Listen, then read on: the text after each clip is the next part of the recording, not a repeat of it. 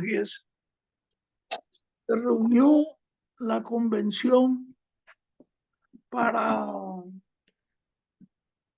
aprobar la propuesta de la mayoría del directorio para que la fórmula liberal para el próximo periodo, que iba a comenzar el 25 de noviembre de 1910, sea del insigne ciudadano Manuel Góndara, acompañado de Juan Bautista Gaona. Góndara era realmente hijo de extranjeros y él hay casi una seguridad que nació fuera del país. Nació en Buenos Aires y después, en época entre la infancia y la adolescencia, vino a fijar domicilio en las cercanías de Ipané, colindando con Villeta, de donde era su mamá, de apellido Pereira, y donde está enterrado, donde fue enterrado Góndara al fallecer, pero hoy sus restos están depositados en el Panteón 18 de octubre. Era una figura con principios humanistas, democráticos y con una formación muy intelectual, muy leído. Él se comunicaba por correspondencia, ¿verdad? Porque el wifi ahí en la zona de Panamá no andaba bien todavía en esa época, como por ejemplo el gran escritor nicaragüense Rubén Darío. Pero hay algo que es importante que los amigos del partido sigan y sepan. Él era un hombre muy valiente y muy decidido cuando le tocaba estar en la oposición y tenía que pelear para recomponer las cosas y para volver a agarrar de la mano lo que había tenido y que de repente por cuestiones de política, por la fuerza te llevaban, en especial en esta época que estamos viendo. Esta es una época donde había muchas conspiraciones, golpes de Estado. Imagínense ustedes, el primer presidente de la época liberal, el que era el compañero de Góndara para vicepresidente Juan Bautista Gaona, subió en diciembre del 1904 y le echaron en diciembre del 1905. El primer presidente, siempre. Góndara podemos decir que es el líder moral del partido liberal. Él estaba casado con Emilia Alfaro, homónima de la esposa de Federico, y vivía ahí detrás del ferrocarril, hacia donde vivía también ahí detrás Bernardino Caballero. Bernardino Caballero vivía en la Quinta Caballero, pero también tenía un alojamiento, una casa ahí por detrás del ferrocarril, en la calle Asunción y Escalada. Caballero. Él vivía en Sebastián, Gaboto y Mompox, Góndara. Y en esa casa vivió mucho tiempo una de sus hijas, la casada con el teniente coronel o coronel Basilio Bogado, que es el papá del doctor Pombo Gabo Góndara, de Basilio, mi gran amigo, ya fallecido, abogado, que fue nuestro embajador ante el gobierno de Venezuela, y también de otro hermano, un ingeniero, recibido en el Brasil, que creo que también ya falleció. Una familia distinguida, familia distinguida. Asume Góndara el 25 de noviembre y una de sus primeras determinaciones fue, en un mes de haber asumido, más o menos 23, 20 de diciembre de 1910, impone una nueva ley del servicio militar obligatorio, porque antes no había ley del servicio militar obligatorio. Antes se utilizaba el servicio militar obligatorio para aplicarle a tu contrario, fundamentalmente así, para aplicarle a tu contrario.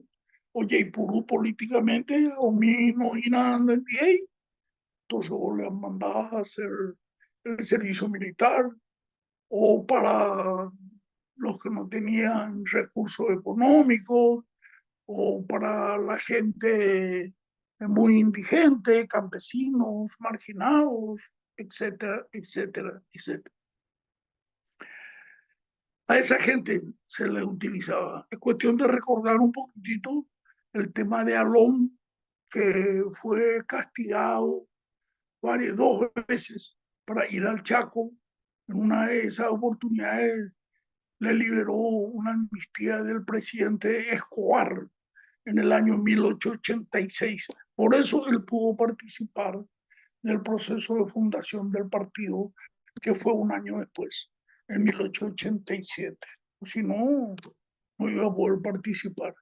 Y estaba también preso con él Carlos Machaín y el doctor José Tomás Legal.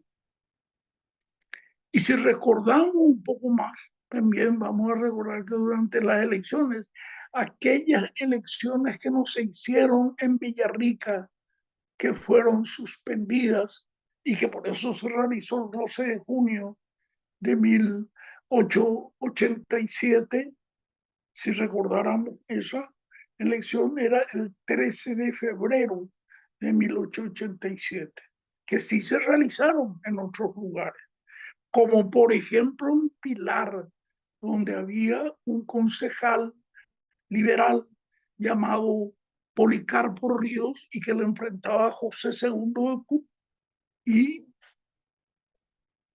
le agarraron ahí los colorados, o sea, no puedo decir los colorados porque todavía no se habían fundado los del gobierno, diríamos los caballeristas, y le metieron preso a este tipo. Le llevaban al cepo, una cosa que te pone el cuello, estás castigado allí, y después le trasladaron a una Asunción para que pueda hacer el servicio militar.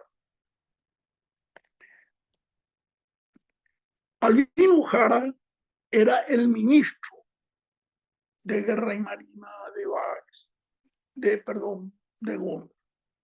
Se recuerdan que eso les comenté también en la última clase del lunes, en que Albino Jara se fue y le exigió a la gente que estaba con Gondra y sus allegados, para que él sea confirmado en su cargo de ministro de Relaciones, ministro de Guerra y Marina, ministro de Guerra y Marina. Y porque era un hombre fuerte, de determinaciones violentas, muy pocas veces él torcía su posición o reconocía el error y pasaba a otra cosa, no. Era un hombre tenaz, fanático de su posición. Entonces comenzó a maniobrar Gondra, pero lastimosamente comenzó a maniobrar de una manera equivocada. Le citan su casa, a la casa de Gondra, le cita al jefe de policía, porque iba a necesitar del jefe de policía para, en el supuesto caso que se levantara, militarmente hablando, se levantara Jara. Y le cita a Usher, Mario Usher, que era el jefe de policía. Pero lo que Gondra no tuvo en cuenta era que la persona que le hizo nombrar en ese cargo de jefe de policía a Usher fue precisamente Jara. Ese cargo le debía Jara. Y a Usher ahí le cuenta él que mañana, le dice, era el 14 de enero, mañana voy a firmar el decreto por el cual le vamos a hacer viajar a Jara. Por supuesto, Usher lo primero que hizo es, claro, como dirían los españoles, eh, cogió su telemóvil y le llamó a Albino Jara y le dijo, ya preparada de contra peruana de movimiento, así que quiero que andes con mucho cuidado. El presidente me dijo que te va a enviar a una misión a Europa, bla, bla, bla. Y entonces Manuel Gondra no le podía tampoco pedir a Adolfo Riquelme, que era el hombre de su confianza, era el ministro del Interior, que le ayudara. O sea, él cree, por supuesto que le pidió, pero no le podía ayudar a Adolfo Riquelme porque el jefe de policía le respondía a Jara y no ni a Adolfo Riquelme menos, ni a Gondra, que era el presidente de la República.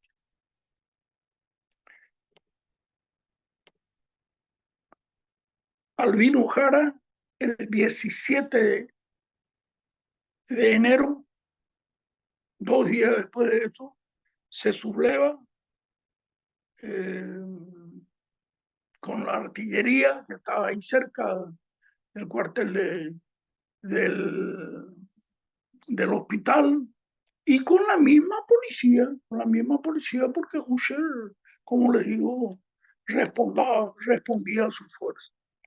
Y le convoca a un grupo de liberales que no eran evidentemente radicales gondristas, que no eran, y no liberales, eran cívicos.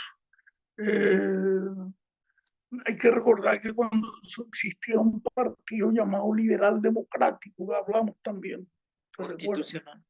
Y con el tiempo después quedó solamente, o sea, el Partido Liberal Democrático estaba constituido por mucha gente, por gente liberales radicales, liberales cívicos, liberales sin ningún apellido, eh, liberales que eran sencillamente liberales y no están metidos en la interna, y también los que habían colaborado para la campaña en 1904, aquellos que eran colorados, pero pues se hicieron todos liberales.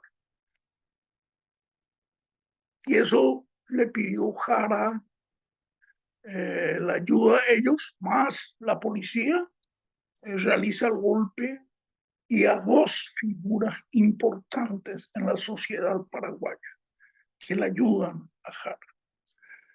Uno era Colorado, que era Manuel Domínguez, que fue nombrado ministro de culto, instrucción pública, justicia, etcétera, algo pertinente a lo que era él, y a Cecilio Báez lo nombra como ministro de Relaciones Exteriores. Y Báez argumentaba que él estaba enojado con la conducción del partido. Él reconocía que quien tenía la mayoría en el partido era el sector gondrista, el sector que le respondía a Gondra. Báez reconocía eso, pero Báez utilizaba como argumento de que él estaba enojado con los gondristas porque le habían echado a el general Benigno Ferreira en aquella sublevación del 2 de julio. Eh, Ahí la cuestión estaba un poquitito más peliagudo el tema, porque también Baez le hablaba a algunos amigos que eran radicales, etcétera, etcétera. Y el señor Jara le exige, le pide a Gondra que le eche a Adolfo Riquelme. Y Gondra le dice, no, no lo puedo hacer, él es un hombre de mi confianza, por eso le nombré ahí. Entonces Gondra renuncia a la presidencia de la República. Eran 53 días de su gobierno. Comenzó el 25 de noviembre del 10 y estábamos en enero del 11. Y él le dice, yo no le puedo echar en nombre de mi confianza, en ese caso voy a renunciar yo, dice Gondra. Y renuncia también Juan Bautista Gaona. O sea, ahí se produce la doble acefalía, tanto el presidente como el vicepresidente. Pero también renuncian los integrantes del Tribunal Superior de Justicia.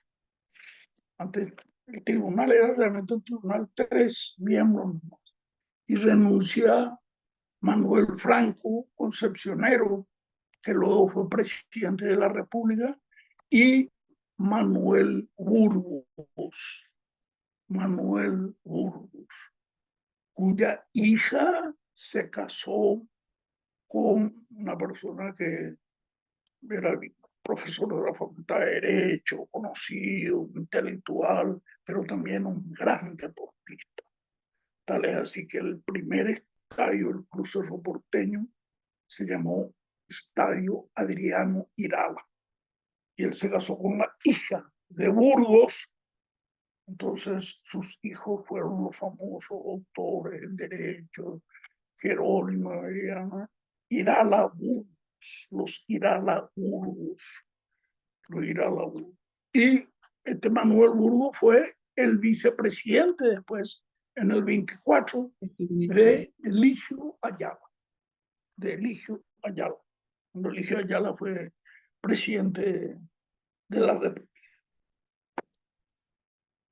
Quiero un breve comentario y terminamos esta cortita presidencia de Gondra, 53 días.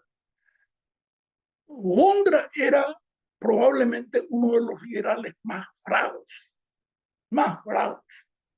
cuando el partido estaba en la calle, cuando el partido estaba fuera del gobierno y había que buscar un hombre para dirigir y para que la gente le siga, porque el invitado Yeroviajes era Manuel. Pero cuando estaba en el poder, su principal problema era que tenía que ir a negociar con gente de no muy buenos modales, de no muy buenos antecedentes, medio bandiditos, tránfugas, y en donde Gondra como político tenía que ceder algo, porque el otro también le iba a dar algo, que es un juego que existe en toda la política de todo el mundo, de todos los países. Y Gondra decía, no, si esto a mí me siguen para hacer, mejor no me voy a mi casa. Y así actuaba.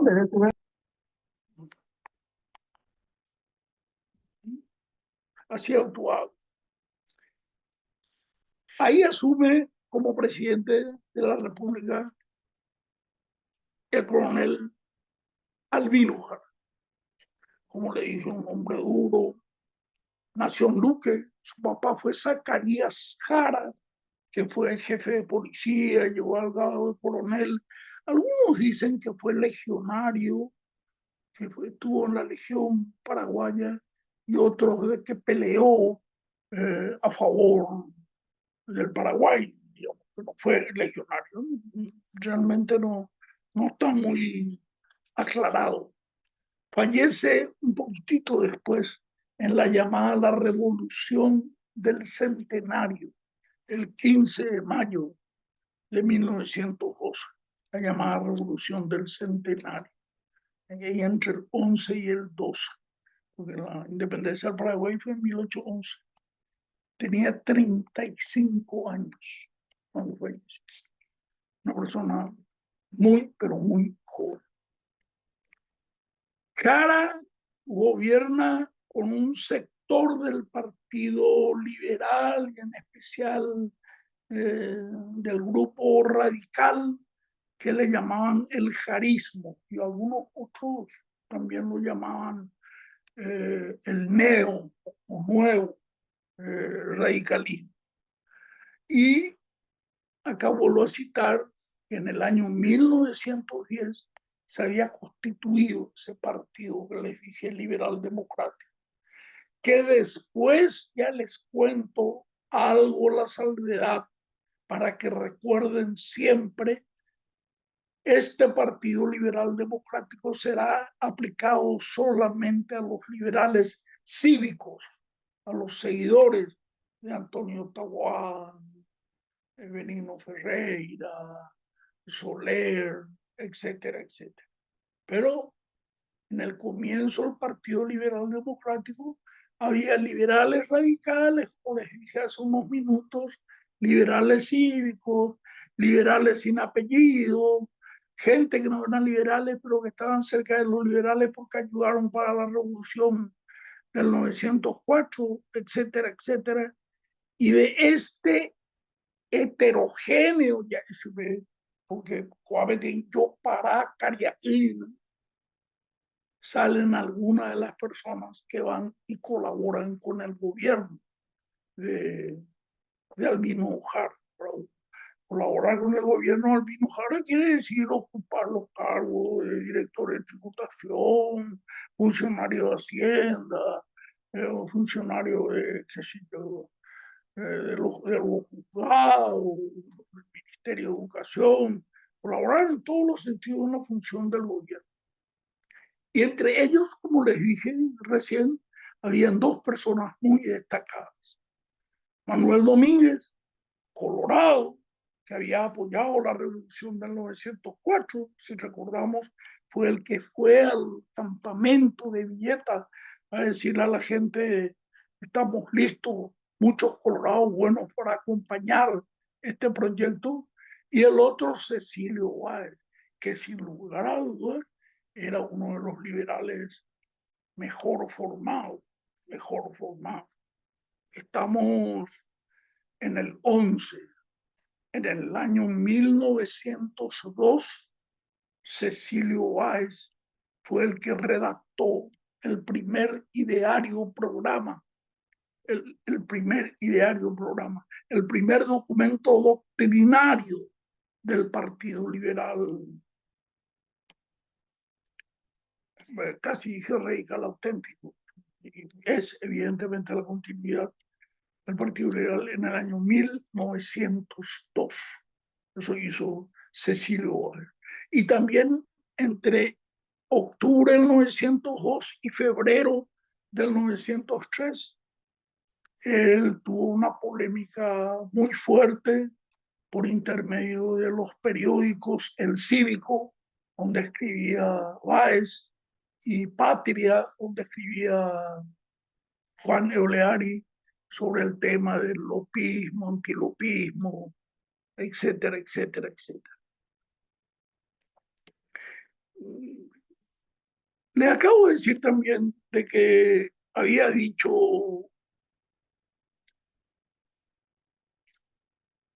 Báez que estaba enojado con el grupo radical porque se le quitó al presidente Benigno Ferreira de su cargo.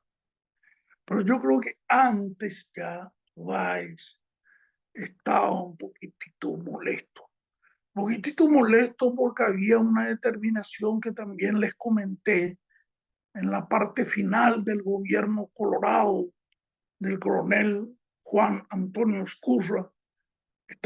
Había una prohibición para que los liberales colaboraran con él.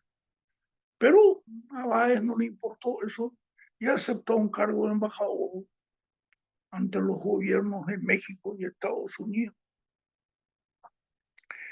Y entonces muchos integrantes del partido le marginaron, e hicieron comentarios, este señor no puede dirigir la fracción radical donde estamos nosotros, ñamoían a otro, y ahí le pusieron a este ciudadano respetado del partido, natural de Caraguatay, eh, era un hombre luchador del partido y aparte de luchador respetado, Emiliano González Naviero.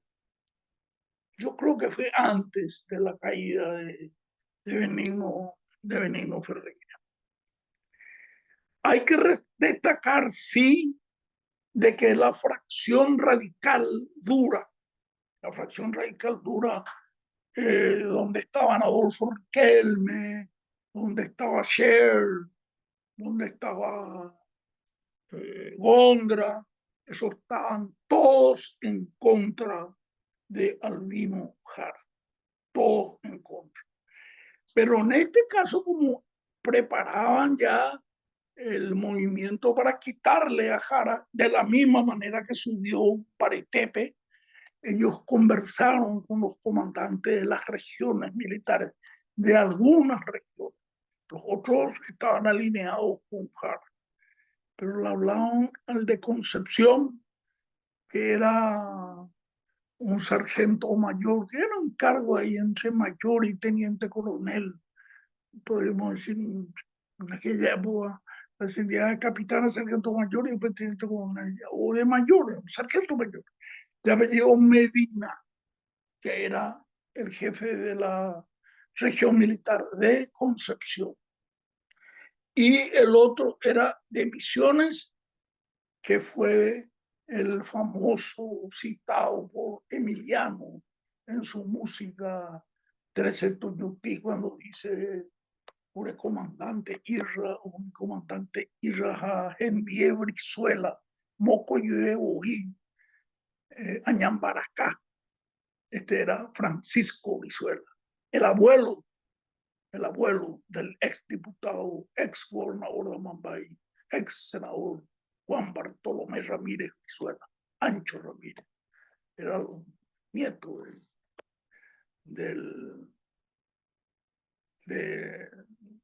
creo que ascendió de general, le llegaron a ascender también, así como un grupo de militares que quedaron de coronel, después, en especial durante la presidencia de Federico, les ascendió como Ramos, de coronel pasó a ser general. Franco, Rafael Franco pasó a ser general, y me parece que Francisco Brizuela también, Francisco Brizuela.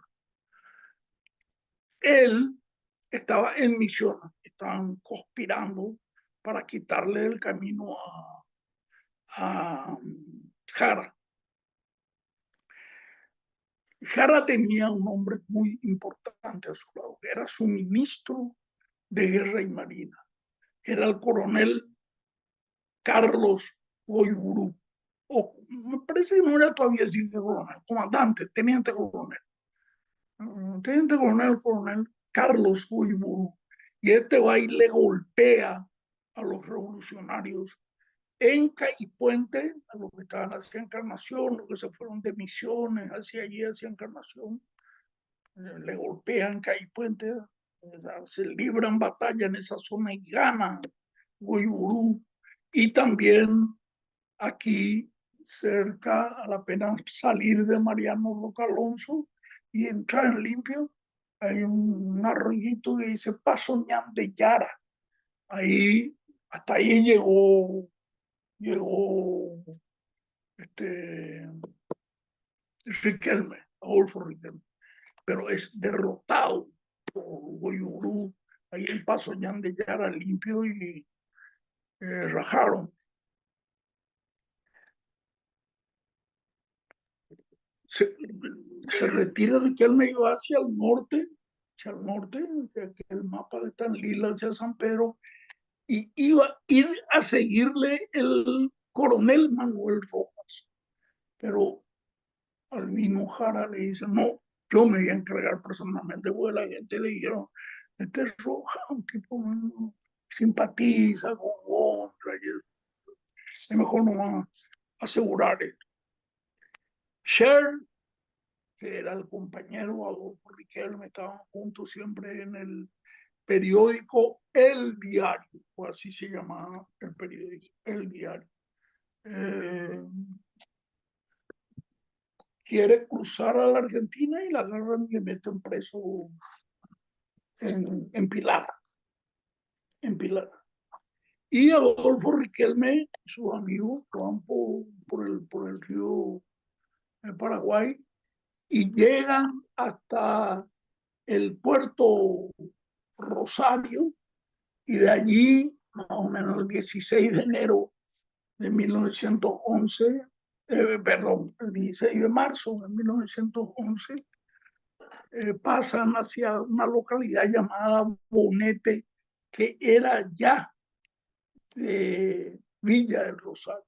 Primero en el puerto de Rosario, que está sobre el río, y después fueron hacia Villa del Rosario, y en Bonete le tenían en el altillo de una iglesia, y donde están las campanas, y después de unas horas le bajan y le hacen caminar por un camino abandonado. Y le dice, uno de ellos le dice, "Rey Yucata, tenemos obligación de matarte". El pobre Riquelme le pide por favor que no, ¿verdad?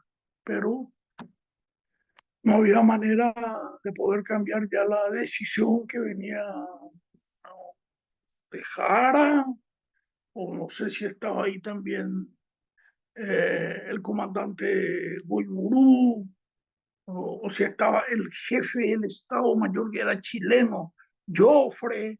Eso estaban todos ahí cerca, o en el barco de donde estaba Albino Jara. El asunto es que le fusilan, y después de fusilarle, a la noche, a la noche, le tiran a Adolfo Riquelme en el río Cuarepotí, dice la mayoría de los libros. Yo incluso en mi libro puse también río Cuarepotí, pero buscando, investigando, he visto que le llaman arroyo Cuarepotí, que tiene, diríamos, las características de un río así en los tiempos en que llueve mucho, crece o se desborda el río Paraguay y le pasa un poco de agua. O sea, Tuixabebe, arroyo, pero la gente de ahí le conoce con el nombre de arroyo Cuarepotí. Este hecho fue muy criticado, en especial en la zona del Plata, Buenos Aires, Montevideo, Corrientes, Formosa, en esos lados fue muy criticado.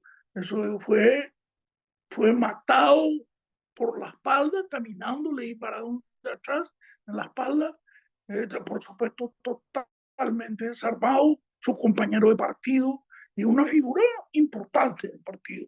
También les comenté yo en 2 o 3 charlas anteriores que este señor fue el fundador del Club Libertad, Adolfo Riquelme, y fundador de la Liga Paraguaya de Fútbol también.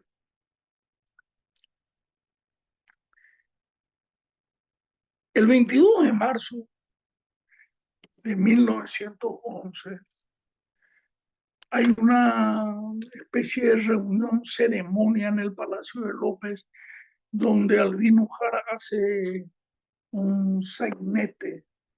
Realmente era algo totalmente disfrazado de la realidad. No era exactamente ni lo que pensaba Albino Jara, ni lo que iba a seguir haciendo Albino Jara.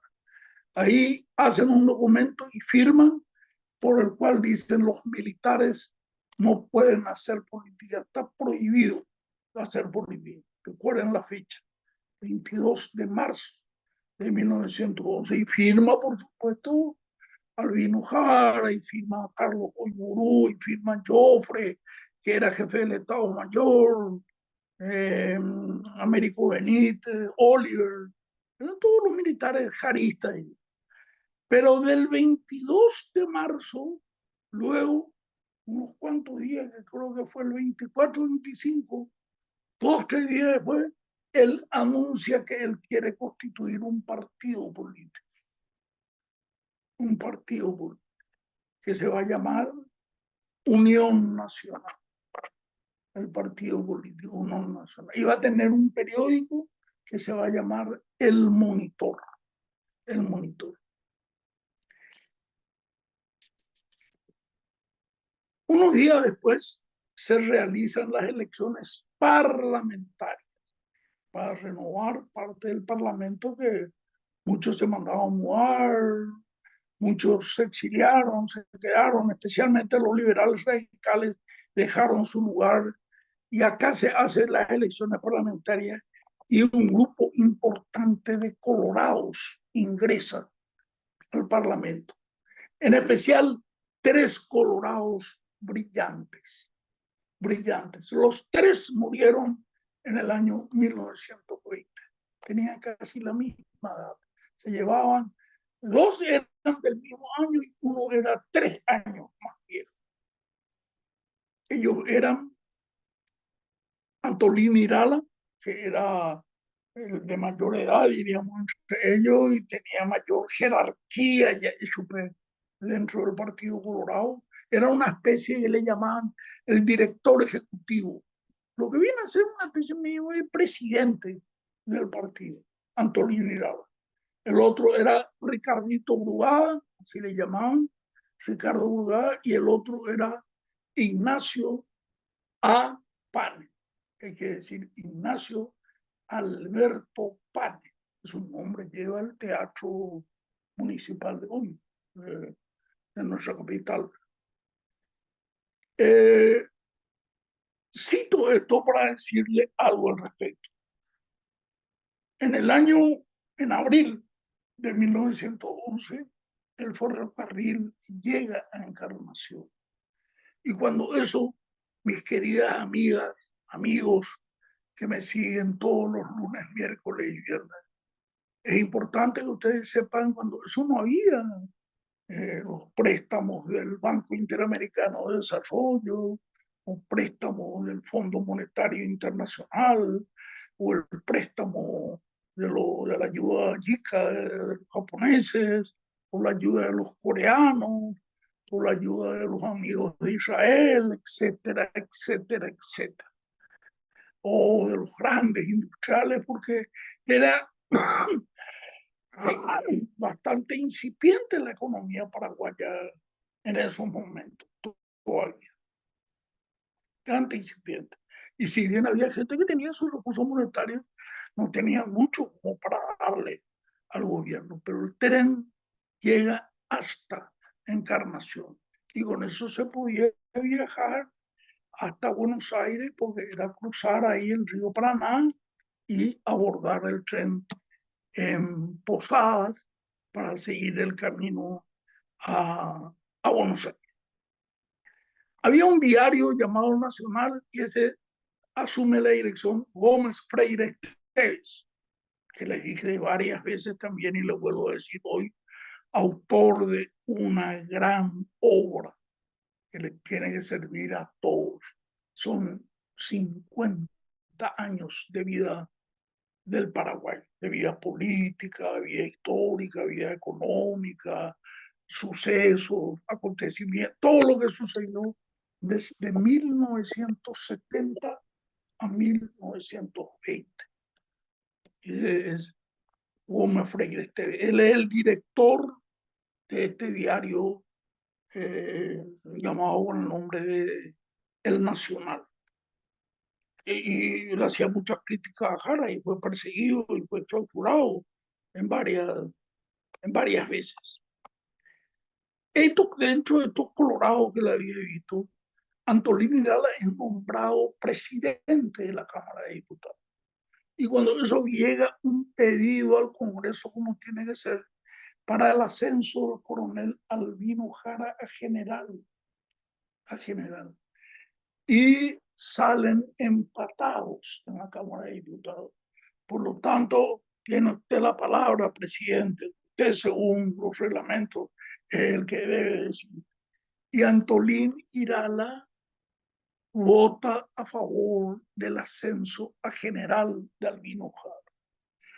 Digo yo esto porque muchos, no todos, pero una buena cantidad de gente militante del Partido Colorado, incluso gente leída del Partido Colorado, nos citan a nosotros como la única responsabilidad de haberle tenido a Albino Jara, que es importante resaltar. La fracción radical no acompañó nunca jamás la postura de Albino Jara. La fracción radical gondrista y estuvieron en contra de la línea de Scher, de Rufo Riquelme, de Gualberto Gardú Puerta, de Emiliano González Navero, de Manuel Gondra. Nunca acompañaron, al contrario, le enfrentaron y después se va a ver, le van a echar a Albino Jara. Pero como en este caso, probablemente Antolín Irala actuaba como dice Ñenga, eh, a río turbulento, ganancia de pescadores. Pero nosotros vamos a meternos en este, vamos a tratar de quitar algún apoyo para nuestro partido.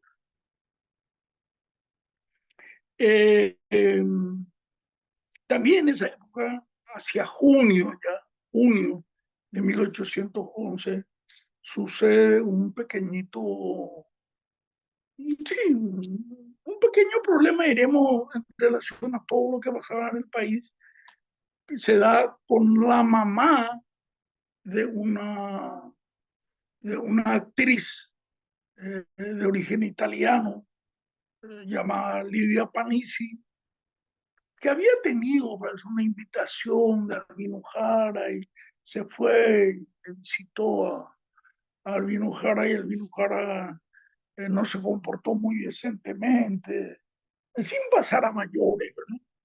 Pero el asunto es que la mamá se fue al periódico, denunció, y el periódico dijo una serie de cosas sobre lo que había sucedido.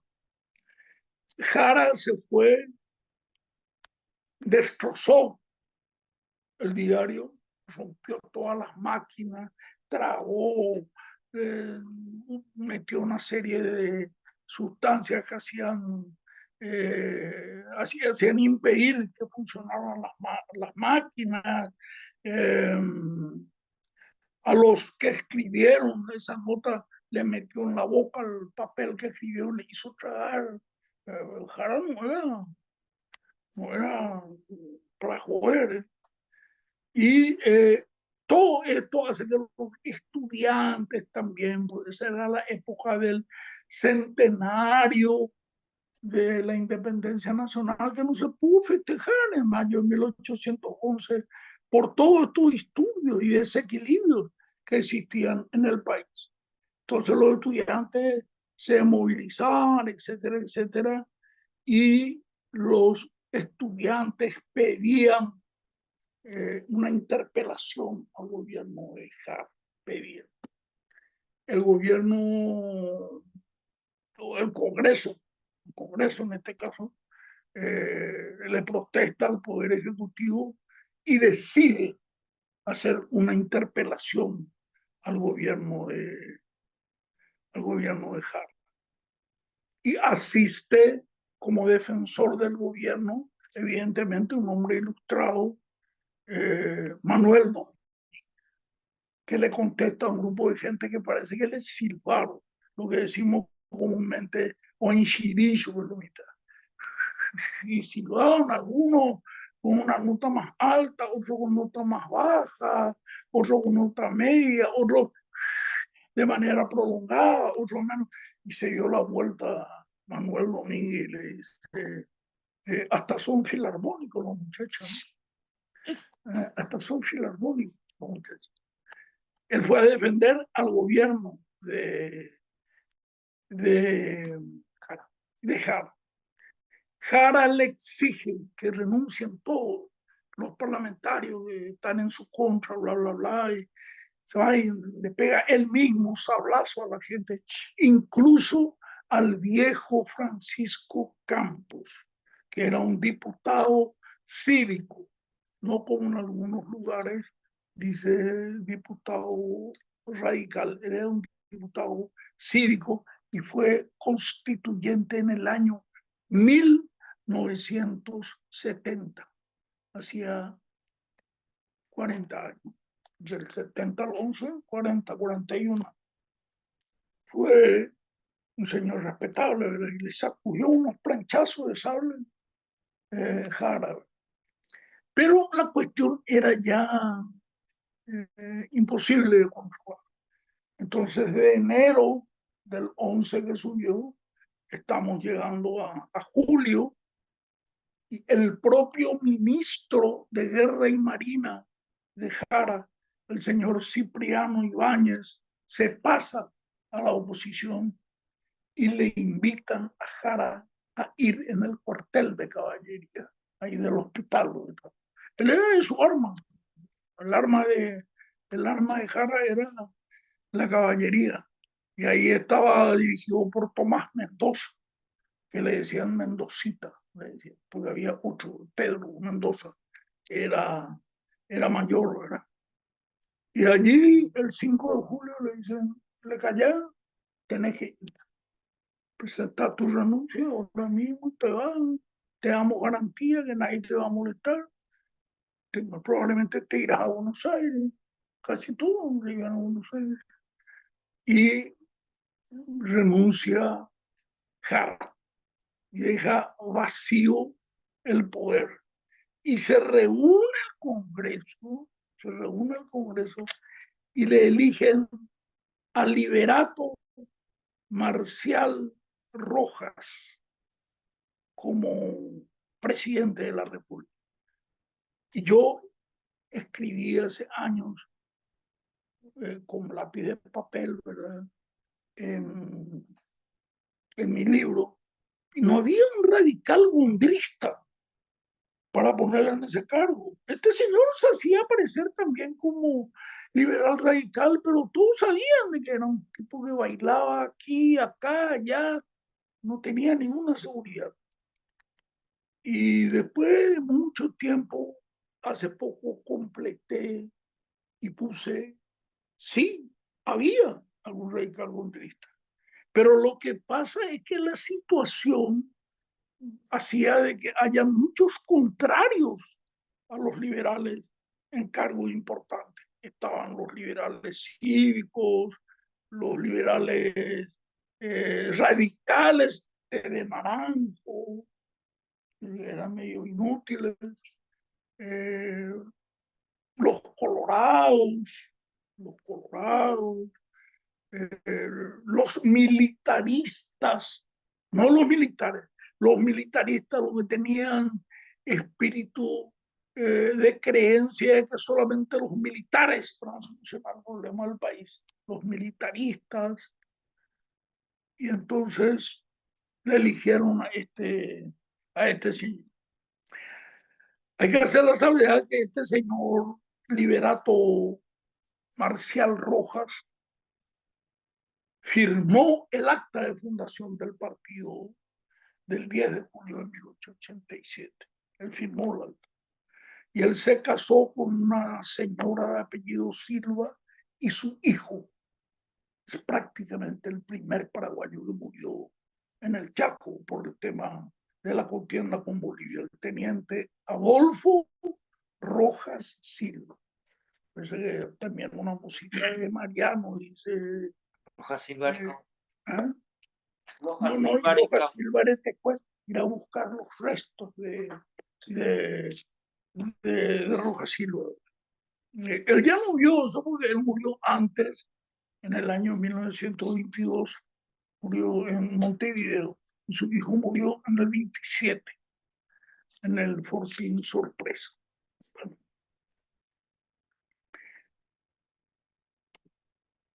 él trató de distender la situación política que existían con los liberales jaristas y los colorados, que como les dije, durante el gobierno de Albino Jara entraron una partida de colorados a ocupar cargos en el Parlamento y también cargos de importancia en la administración. Entonces, este tenía que gobernar con estos a tal punto que el portavoz de él era el diputado colorado Ricardito Brugada, el portavoz de él. Así como, no sé, quien habla en nombre de la Cámara de Senadores, el líder de la bancada de HC, fulano de tal, el líder de la bancada de partido. En este caso, el portavoz del presidente, en este caso, Liberato Marcial Rojas, era el diputado colorado Ricardo Brugada. Y acá todos los sectores liberales se comienzan a movilizar. pero evidentemente el sector más grande era el de los radicales gondristas, que comienzan a moverse, ver qué camino hay que tomar para echarle a este tipo, este le va a llenar el colorado al gobierno, como realmente vamos a darnos cuenta después que sucedió, y están allí esperando qué es lo que, lo que se va a hacer.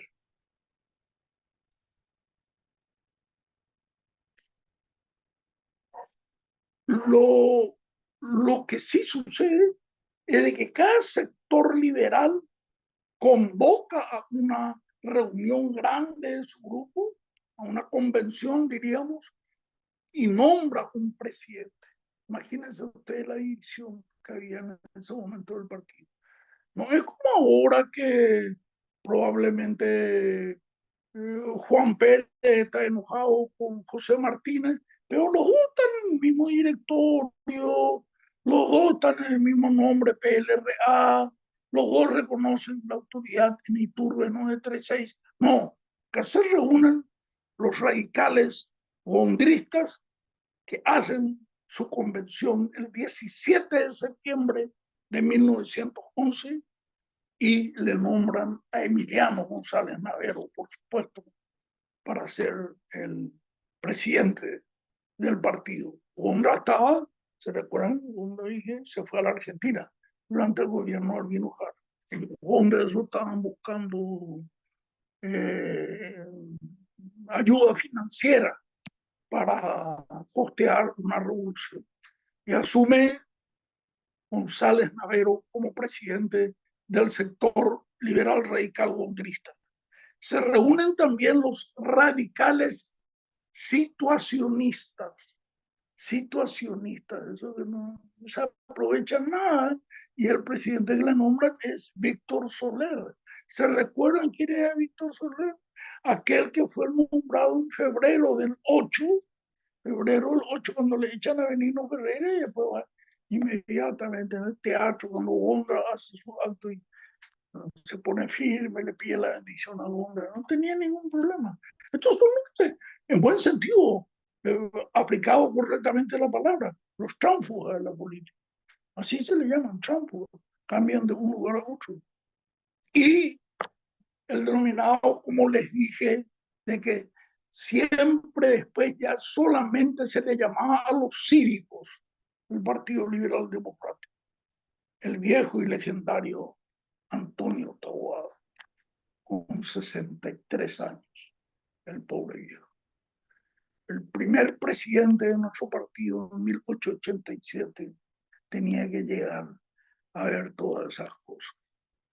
Los gondristas, con González Navero, los situacionistas, con Soler, Víctor Soler, porque había otro Soler que era Adolfo Soler, y el Partido Liberal Democrático Cívicos con Antonio Taboada. En Buenos Aires se constituye un comité revolucionario constituido por todas estas personas que les voy a citar. Todas fueron presidentes de la República. Algunos electos, otros de vice subieron, por ejemplo, como el profesor Montero, el médico cuando murió Franco, le reemplazó a Franco, pero todos fueron presidentes.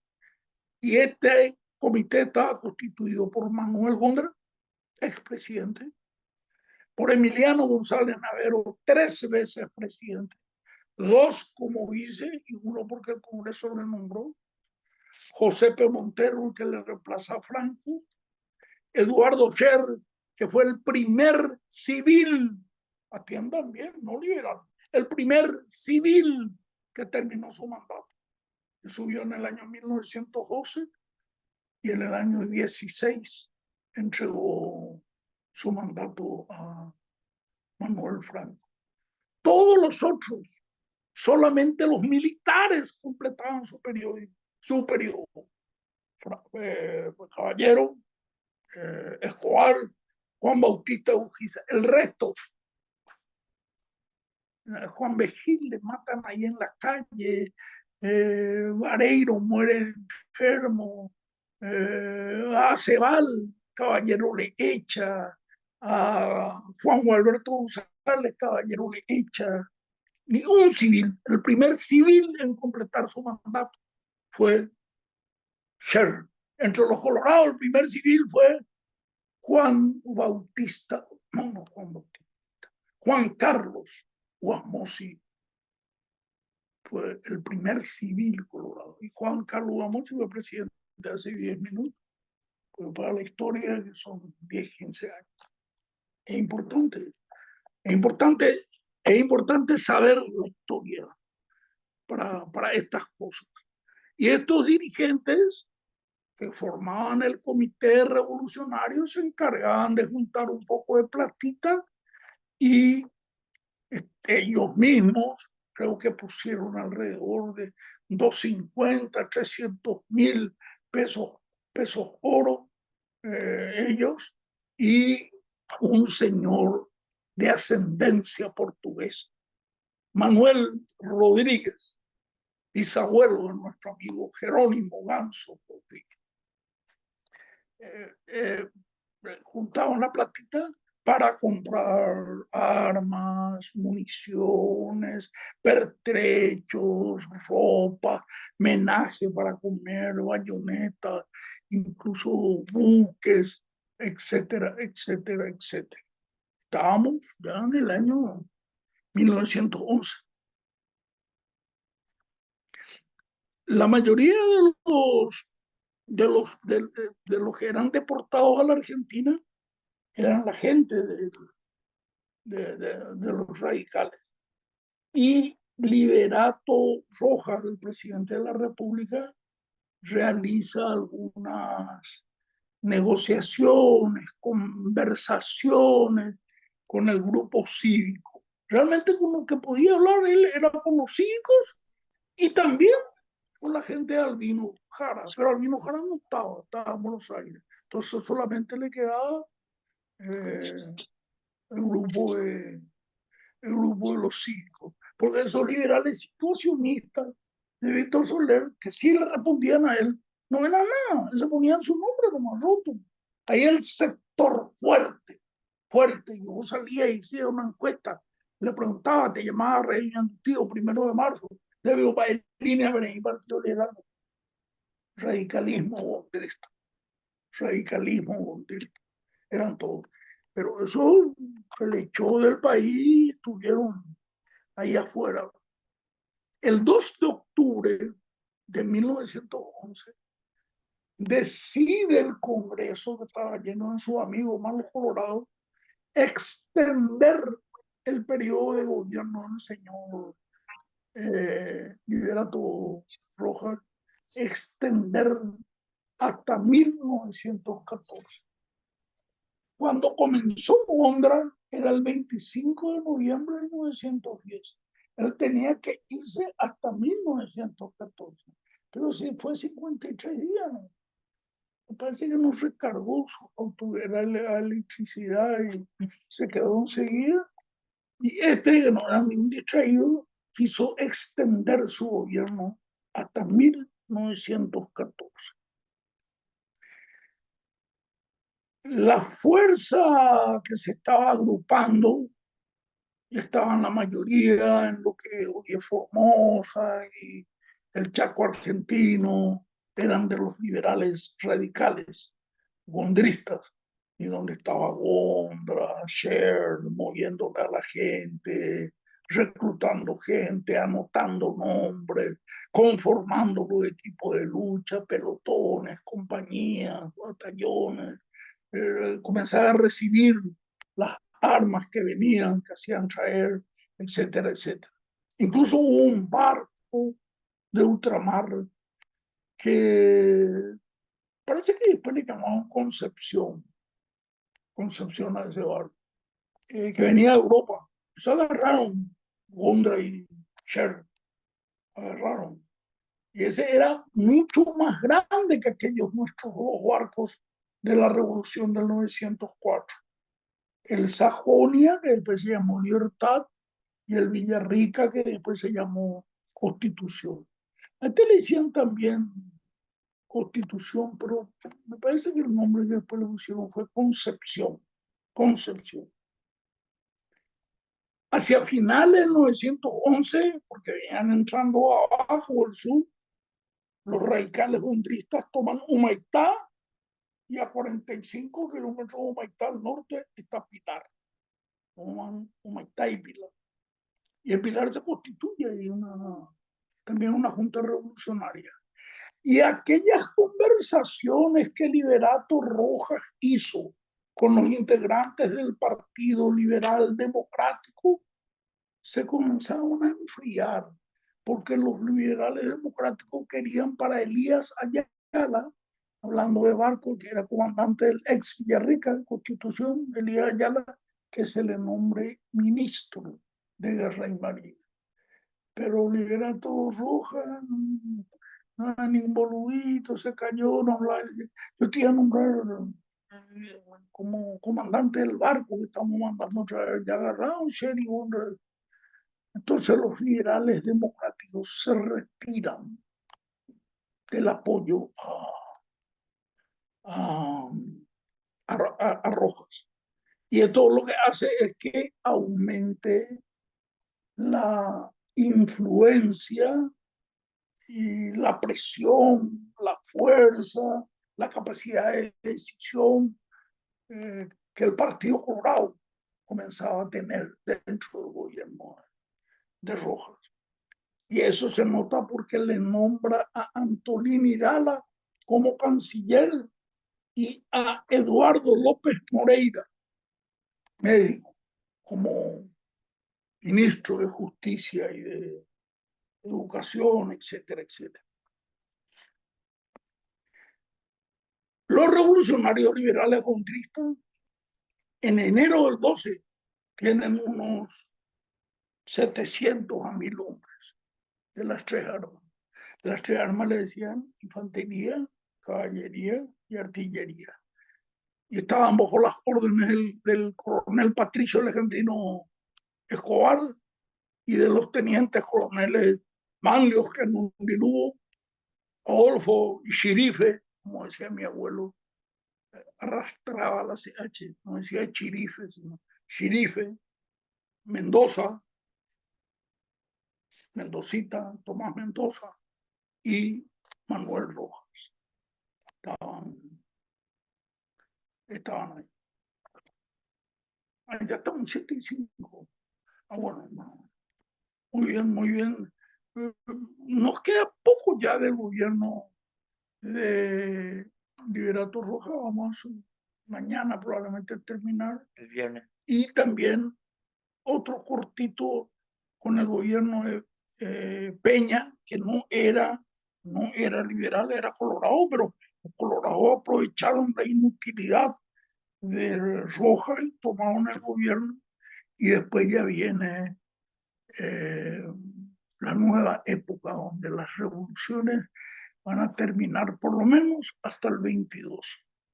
Bueno, muchas gracias. Que tengan un buen descanso. Fue un placer estar con ustedes.